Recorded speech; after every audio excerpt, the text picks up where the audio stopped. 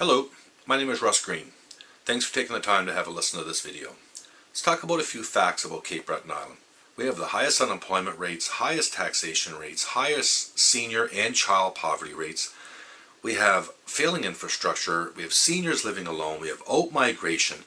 You know, Cape Breton at one time was the economic engine of Nova Scotia. We had coal, steel, fisheries, we had a lot going on here, and we generated a lot of revenue for this province. Everything has left here, it's been stripped away, and it's gone to Halifax. Anything with a high-paying job attached to it has left Cape Breton Island. The political parties have failed us. Basically, our MLAs, our MPs, our councillors, our mayor, they're allowing this to continue to go on. We've been challenging them at the NSEF for many years, and you know, they just don't step up to the plate and challenge us. They do in opposition. When they get in power, they forget about it. Anyway, they represent the political parties and not the people. And you know, the fact of the matter is that over $2 billion is coming into this province every year. You know, and HRM does not qualify for equalization. If HRM was the province of Nova Scotia, Nova Scotia wouldn't receive equalization. So only 2 or 3 have municipalities in the province. Then they rub it in our face by stating that the equalization, they have a surplus, and it came from equalization. You know, then they tell us in the paper that they're spending it in Halifax on convention centers and museums and new libraries. You know, CBRM receives just $15 million in equalization from the provincial program to help us. We pay back $21 million. That's a negative $6 million every year before we open the doors. Canadian taxpayers right across the country are paying into the equalization program. You know, it comes from our federal taxes. The province ignores us, and the federal government tells us to talk to the province. And then when we do, they ignore us. So, you know, this process that they have, this political back and forth, it continues to allow this to continue. Even our own premier says that he gives zero thought to equalization when preparing provincial budgets. You know, this was taken to court a number of years ago by former Mayor John Morgan. The courts ruled that it was for the 2 levels of governments who were privy to Section 36(2) in the Constitution to address this issue, but they never have. The 2 levels of government are the ones who are allowing it to continue. We have the only Coast Guard college in Canada, the only training facility in Canada, if you want to become a part of the Coast Guard. Yet we don't have one vessel here in Cape Breton Island for the Coast Guard. There's high-paying jobs attached to all of those vessels, and they want them in Halifax.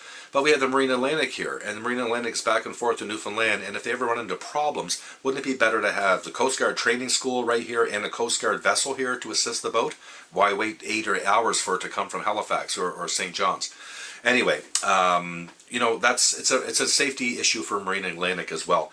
You know, Cape Breton is rated the #1 island in the world. We've been rated that for many years. And here's what we should do as a community. We need to challenge our provincial and federal government and the municipal government.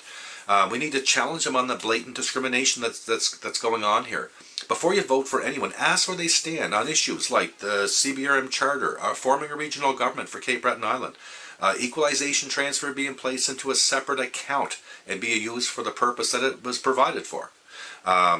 You know, that's a great opportunity and lower taxation, and it's in Section 36(2) of the Canadian Constitution.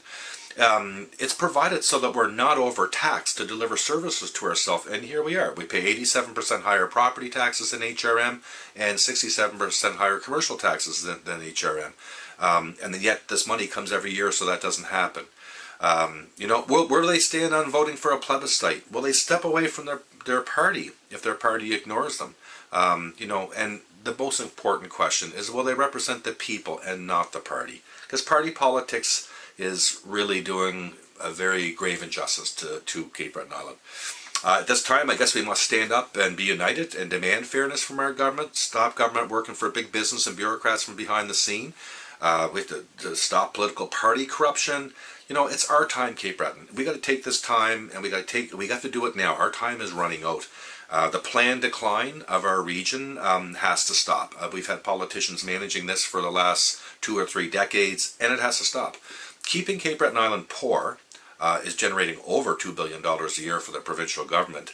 And it's time that we demand some transparency from our government on that issue. Be aware of fast-talking politicians who work behind the scenes and against us. vote smart and vote for change. The people's will must be our government's #1 agenda. We need economic development, economic growth for Cape Breton. We're seeing all kinds of money spent here right now, but there's no employment opportunities long term, created with that, just for a few years until we get some infrastructure built. The 30 years of decline needs to stop. It needs to become a thing of the past. We've seen 5 towns dissolve in Nova Scotia, and many more have applied for dissolution. The equalization money comes from this province every year so that doesn't happen, but that's not how our government is using it, so we have a major problem there. We need to be honest, have honest people representing us, and we need to have dialogue with them. So, the upcoming elections, vote as you wish. That's your right. But hold your politicians accountable from here onward. Tell them what we want to see for this island and what you want to see for this island. Let's take back control, and so that we can have some control over our future. I don't know at this point if we can trust anyone but ourselves from here on in. So, thanks for having listened to this, and thanks for following our efforts on the Nova Scotians for Equalization Fairness page, and we appreciate your time, and thanks again. Have a good day.